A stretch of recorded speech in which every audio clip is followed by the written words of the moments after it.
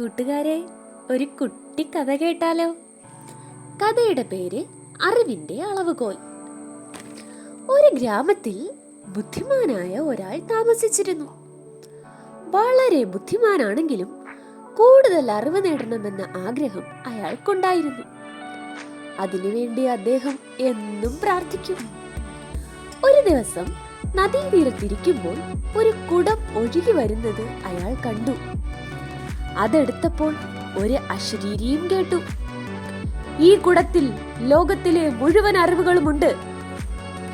ആ കുടവുമെടുത്ത് നടക്കുന്നതിനിടെ അയാൾ ചിന്തിച്ചു, ഇതാരും കാണാതെ സൂക്ഷിച്ചാൽ ഈ അറിവ് മുഴുവൻ എനിക്ക് സ്വന്തമാക്കാം. വലിയ മരത്തിന്റെ മുകളിൽ കുടം സൂക്ഷിക്കാൻ അയാൾ തീരുമാനിച്ചു. നെഞ്ചിൽ കുടം കെട്ടിവെച്ച് കയറാൻ പല തവണ ശ്രമിച്ചെങ്കിലും വിജയിച്ചില്ല. ഇത് കണ്ട ഒരു കുട്ടി പറഞ്ഞു, ആ കുടം പിന്നിൽ കെട്ടിവെച്ചു കയറൂ.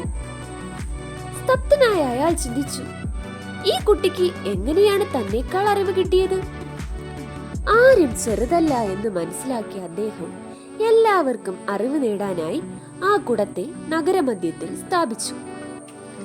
കുഞ്ഞുങ്ങളെ, ഈ കഥയിൽ നിന്ന് നിങ്ങൾക്ക് എന്താ മനസ്സിലായേ? തന്റേതായ മേഖലകളിൽ മാത്രമാണ് ഏതൊരാളും അറിവ് സമ്പാദിക്കുന്നത്. അത് കർഷകനായാലും ശാസ്ത്രജ്ഞനായാലും ഏതെങ്കിലും ഒരു വിഷയത്തിൽ ഗവേഷണം നടത്തി ബിരുദം സമ്പാദിച്ച ശേഷം തങ്ങൾ സർവ്വജ്ഞാന കോശമാണെന്ന് തെറ്റിദ്ധരിക്കുന്ന ആളുകൾ സ്വയം കോമാളികളാകും. എല്ലാവരിൽ നിന്നും പഠിക്കാൻ തയ്യാറുള്ളവർക്ക് മാത്രമാണ് എന്തെങ്കിലുമൊക്കെ ആയിത്തീരാൻ കഴിയുക. ശിശുവും യാചകനും കുറ്റവാളിയും നാടോടിയും പല സത്യങ്ങൾ പറഞ്ഞു തരും.